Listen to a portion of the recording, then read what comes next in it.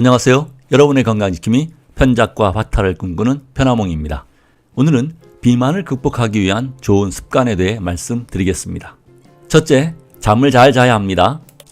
밤 늦게까지 일을 하거나 공부하다가 배가 고파 음식을 먹었더니 갑자기 체중이 늘었다고 하는 사람들을 자주 볼 수 있습니다. 그 이유는 인간은 잠이 부족하면 식욕이 강해지는 시스템을 가지고 있기 때문입니다.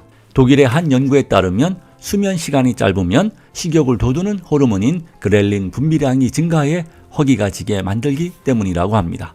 그렐린은 위장과 췌장에서 분비하는 호르몬으로 배고픔을 느끼게 하는 식욕 촉진 호르몬입니다. 반대로 식욕을 억제하는 호르몬 렙틴은 지방세포에서 분비되어 뇌로 지방이 너무 많으니 식욕을 억제하라는 신호를 보냅니다.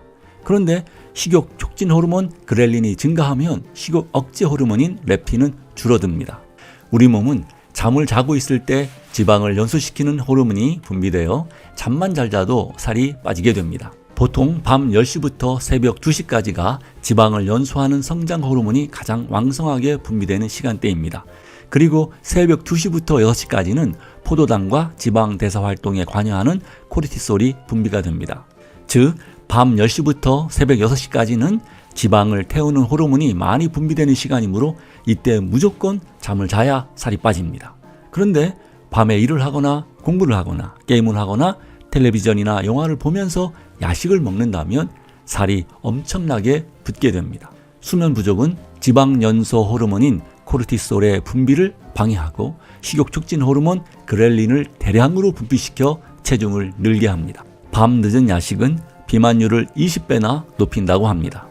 우리 몸은 비말1이라는 단백질이 존재하는데 이 단백질은 지방이 쌓이도록 촉진하는 것으로 오후 3시부터 분비되어 밤 10시부터 새벽 2시 사이에 가장 많이 분비됩니다.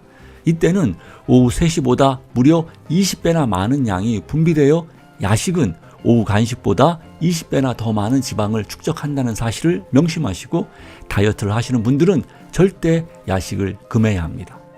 또한 잠을 잘 때 성장 호르몬이 분비되어 낮 동안 손상된 세포가 수리되고 재생되어 몸이 한결 가벼워지고 건강해집니다. 둘째, 스트레스를 잘 처리해야 합니다. 사람은 스트레스를 받거나 초조하게 되면 배가 고프지 않아도 뭔가 자꾸 먹고 싶어 합니다. 뇌는 스트레스를 받으면 달콤한 음식을 섭취하려 합니다. 스트레스를 받으면 자신도 모르게 달콤한 초콜릿이나 사탕, 과자 등을 먹게 되는데 문제는 과자에 들어있는 화학 조미료입니다. 화학 조미료는 단순 탄수화물 먹고 싶은 욕구를 상승시키고 포만감을 느끼게 하는 렙틴 호르몬을 감소시켜 배부름을 모르고 계속 먹게 합니다. 일본의 한 동물원에서 원숭이를 가지고 시험을 했습니다. 천연식품과 화학 조미료를 첨가한 음식을 주면서 반응을 살펴보았습니다. 배고픈 원숭이에게 생고구마를 400g을 주자 100g 정도만 먹고 말았습니다. 다음 날에는 찐 고구마에 버터와 꿀을 발라줬더니 400g을 모두 먹어 주었습니다. 천연식품을 먹을 때는 만복 중추가 제대로 작동해 과식하지 않도록 조절하지만 조미료가 첨가된 음식은 포만감을 제대로 느끼지 못해 계속 먹게 한다는 것을 알 수 있습니다. 스트레스 호르몬 코르티솔은 콩팥 위에 달린 부신에서 분비되어 동물들에게 위협을 당할 때 도주하거나 맞서 싸울 수 있도록 힘을 주는 호르몬입니다.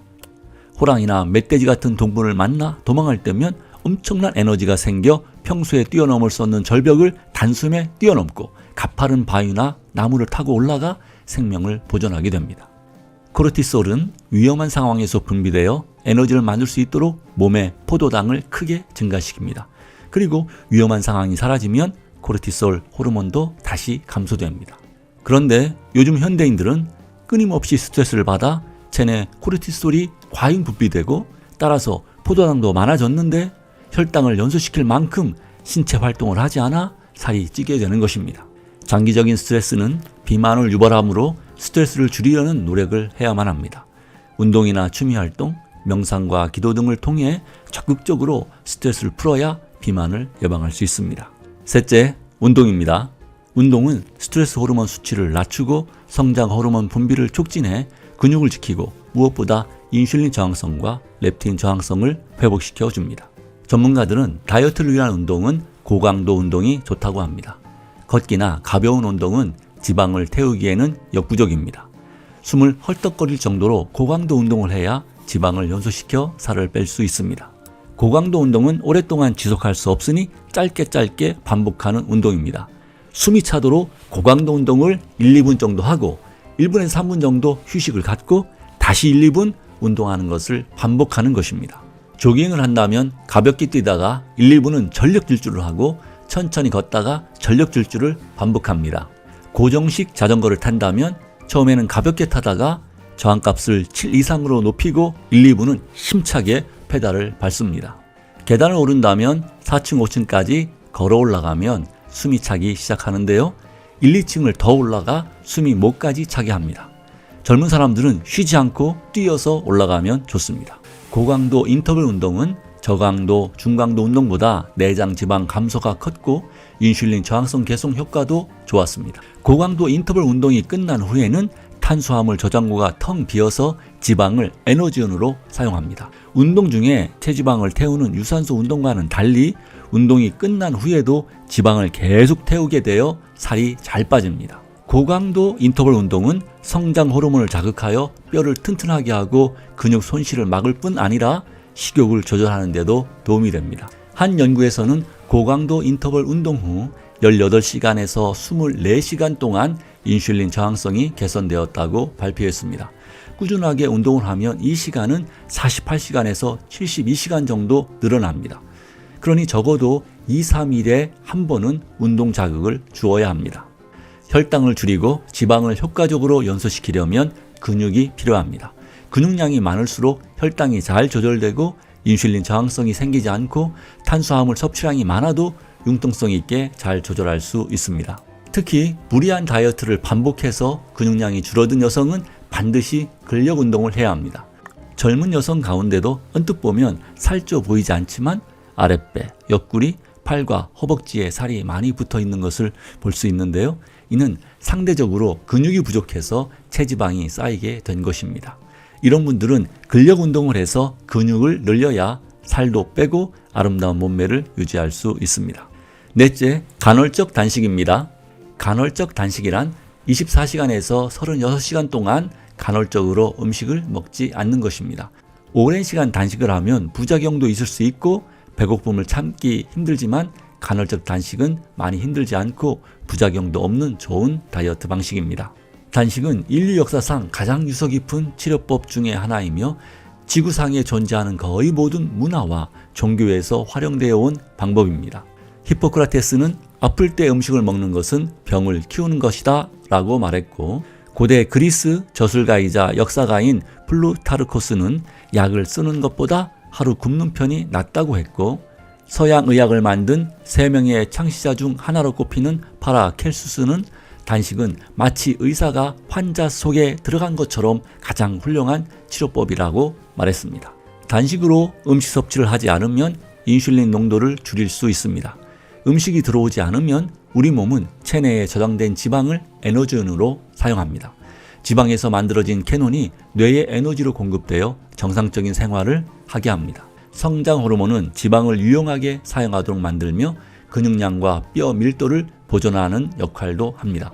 그런데 단식은 성장 호르몬 분비를 촉진하는 가장 강력한 방법 중에 하나입니다. 5일간 단식하면 성장 호르몬 분비량은 2배 이상 증가한다고 합니다. 다이어트 분야의 선구자인 박영우 박사님이 그의 책 지방대사 켜는 스위치 온 다이어트에서 제안한 간헐적 단식에 대해 말씀드리겠습니다. 저녁 7시 이후부터 다음날 저녁 7시까지 24시간 금식하는 것입니다. 물은 하루 8컵 이상 충분히 마시고 최소 6시간 이상 숙면해야 합니다. 그 다음 날은 가볍게 식사를 하고 하루나 이틀 건너 24시간 단식을 반복하는 것입니다. 식사할 때는 정제된 탄수화물이나 설탕이나 과당이 많이 든 음료수나 과자 등은 금하고 채소와 과일, 견과류 등으로 식사를 합니다. 이렇게 간헐적으로 단식하면 몸도 축나지 않고 체중을 효과적으로 줄일 수 있습니다. 만약 나는 24시간 금식이 어렵다고 생각이 되시는 분들은 저녁을 일찍 먹고 7시부터 다음날 점심 1~2시까지 식사를 하지 않는 방법도 좋습니다. 제가 즐겨하는 방법이기도 합니다. 평소에 식단 조절을 잘 하다가도 결혼식장 뷔페에 가거나 생일날이나 기념일, 명절과 같은 특별한 날에 과식할 때가 있잖아요. 그럼 다음 날에는 굶어 주어야 장기들도 쉴 수가 있고 초과한 열량을 소비하여 건강한 몸매를 유지할 수 있습니다. 오늘은 여기까지 하겠습니다. 다음 시간에는 비만에 좋은 음식에 대해 말씀드리겠습니다. 끝까지 시청해 주셔서 감사드립니다. 이 영상이 도움이 되셨다면 구독, 좋아요 부탁드립니다.